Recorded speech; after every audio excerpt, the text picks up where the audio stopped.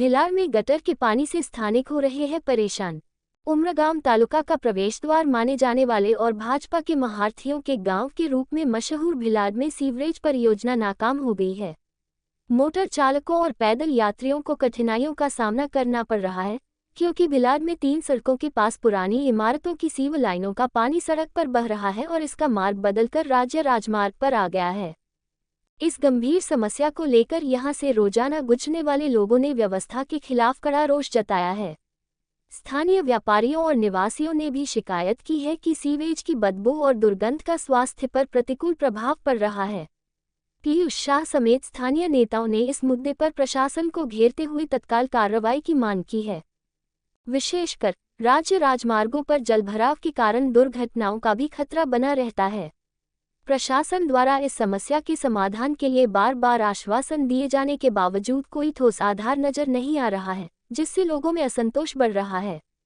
जिला पंचायत और स्थानीय प्रशासन के पास अब 2 ही विकल्प बचे हैं, या तो वे तुरंत सीवेज व्यवस्था की उचित व्यवस्था करें या फिर इस समस्या को भिलाड़ के नागरिकों के लिए रोजाना की परेशानी बनने दें।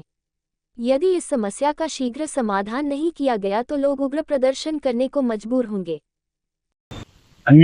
ભિલાડ ખાતે એક બહુ મોટી ગટરની સમસ્યા છે। એ વર્ષોથી આજે આટલી બધી બિલ્ડિંગો અહીંયા પરમિશન આપવા છતાં ગટર યોજના કોઈ આજ સુધી આયોજન કરેલ નથી। એના લીધે જે રોડ પર જે ગટર વરસાદી પાણીના નિકાલ માટે બનાવવામાં આવી છે એની અંદર દરેક પાણીના ગંદા પાણીઓ રોડ પર બહાર નીકળે છે। એના લીધે આ તમે જોઈ શકો છો કે ભિલાડ 3 રસ્તા પાસે એટલે કે મુખ્ય માર્ગ આજે ભિલાડ સરીગામ ઉમરગામ તાલુકાને જોડતા મુખ્ય માર્ગ પર એટલું બધું ગટરના ગંદા પાણીઓ જે દુર્ગંધયુક્ત અને જેના લીધે રોગચાળો પણ ફાટી નીકળવાની દહેશત વર્તાઈ રહી છે। એવા પાણીઓના લીધે લોકોને અવર જવરમાં બહુ મોટી તકલીફો પડે છે।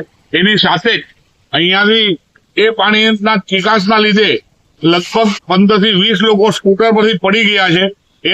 એવા લોકોને બી 108 ના મારફતે મેં પોતે લગભગ 3 થી 4 જણાને હોસ્પિટલ પહોંચાડ્યા છે। આજે કોઈકનું જીવન આ જોખમી પાણીના લીધે કે આ રોગચાળાના લીધે કોઈનું જીવનનું કંઈક મૃત્યુ થાય તો એના માટે જવાબદાર અધિકારીઓ કોણ રહેશે? અને એના માટે આ તમામ અધિકારીઓ લાગતા વળગતા ગ્રામ પંચાયત, લાગતી વળગતી તાલુકા પંચાયત, જિલ્લા પંચાયત અને માર્ગ મકાનના અધિકારીઓને પણ આ વસ્તુ ધ્યાન પર આવતી નથી। અને આટલું મોટું દૂષણ આ ભિલાડને કેમ, તો એના માટે એનું સાંભળનાર કોણ?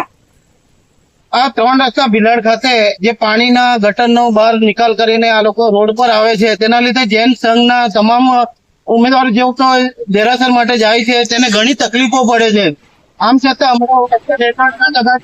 અમારા રોડ દ્વારા ગટર લાઈન માટે ખાડા ખોદવામાં હતા, તેમાં પણ 2-3 માણસો પડી ગયા અને ખરેખર એ લોકોને નુકસાન, હાથે પગે નુકસાન થયું।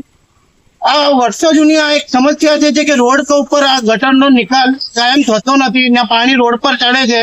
જૈન સમાજના લોકો વગર ચપ્પલે ચાલીને દેરાસર સુધી જાય અને આ ગટરમાંથી ચાલવું કેટલું હિતાવહ? આના માટે કોણ જવાબદાર? માર્ગ મકાન વિભાગને ઘણીવાર આ વખતે સૂચના કરી કે ભાઈ આના વિશે કંઈક કરો અને અમારા આ જૈન મંદિર જવા માટેનો જે રસ્તો છે તેના માટે આ ગટર લાઈન જે ખુલ્લી છે એનો નિકાલ કરો। ગ્રામ પંચાયત, ધારાસભ્યશ્રી અને તમામ મકાન માર્ગના જે બી અધિકારીઓ છે તે લોકોને ખાસ વિનંતી કરીએ છીએ અમે કે આનો માટે યોગ્ય નિકાલ કરો, જેથી અમારા જૈન સંઘના તમામ માણસો વગર ચપ્પલે દેરાસર સુધી જઈ શકે અને આ અકસ્માતનો કાયમ માટે નિવારણ થાય એવી અમે આપીએ છીએ।